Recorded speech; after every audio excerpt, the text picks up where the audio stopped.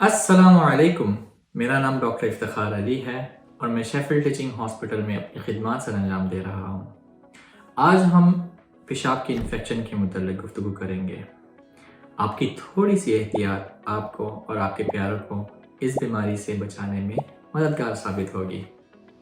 اس کی علامات میں پیشاب کا جلن کا ہونا، بار بار واش روم کا آنا، پیشاب کو کنٹرول کرنے میں دقت پیش آنا، پیٹ کا درد، بخار اور بہت زیادہ بوڑھوں اور بچوں کے اندر اریٹیبلٹی اور کنفیوژن شامل ہیں۔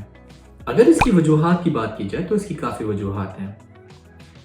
بچوں کے اندر نیپیز کو ٹائملی چینج نہ کرنا، مردوں کے اندر پروسٹیٹ کی بیماری اور عورتوں کے اندر گردہ اور مثانہ کی کامن ساخت، جو کہ ایک بہت چھوٹا پاتھ وے ہوتا ہے، اس کی وجوہات کے اندر شامل ہیں۔ اس کے علاوہ گردے اور مثانے کی پتھری بھی اس بیماری کی وجوہات میں شامل ہے۔ اگر پیشاب کے انفیکشن کی ٹریٹمنٹ کی بات کی جائے تو اس کی ٹریٹمنٹ کے اندر اینٹی بائیوٹک شامل ہے۔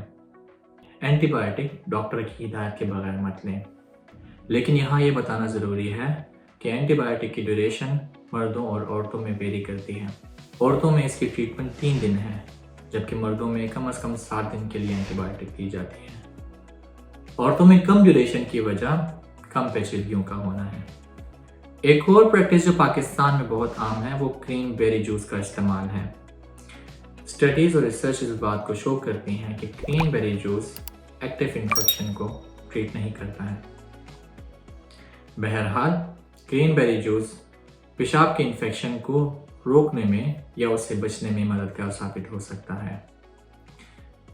بہرحال اس بات کا خیال رکھا جائے کہ کرین بیری جوس شوگر کے اور دل کے امراض کے اندر نہ دیا جائے۔ اب ہم احتیاطی تدابیر کے متعلق گفتگو کریں گے۔ سب سے امپورٹنٹ چیز یہ ہے کہ استنجا اچھے طریقے سے کیا جائے۔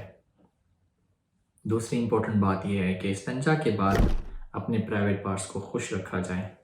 ایک اور اہم بات یہ ہے کہ صابن کا استعمال اپنے پرائیویٹ پارٹ پر کم سے کم کیا جائے۔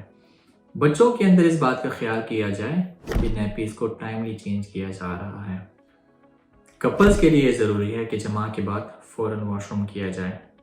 اس بات کو بھی ملحوظ خاطر رکھیں کہ واش روم آنے کی صورت میں اس کو بہت زیادہ دیر تک روکا نہ جائے اور ٹائم سے واش روم کر لیا جائے۔ اسٹڈیز نے اس بات کو بھی شو کیا ہے کہ بہت زیادہ ٹائٹ کپڑے اور تنگ کپڑے بیماری کی وجہ بن سکتی ہیں، اس لیے کھلے کپڑے بیماری سے بچنے میں مددگار ثابت ہو سکتی ہیں۔ امید ہے آپ کو ہماری ویڈیو پسند آئی ہوگی۔ ہمیں اپنے قیمتی آراء سے ضرور آگاہ کیجیے گا۔ تب تک کے لیے اللہ حافظ۔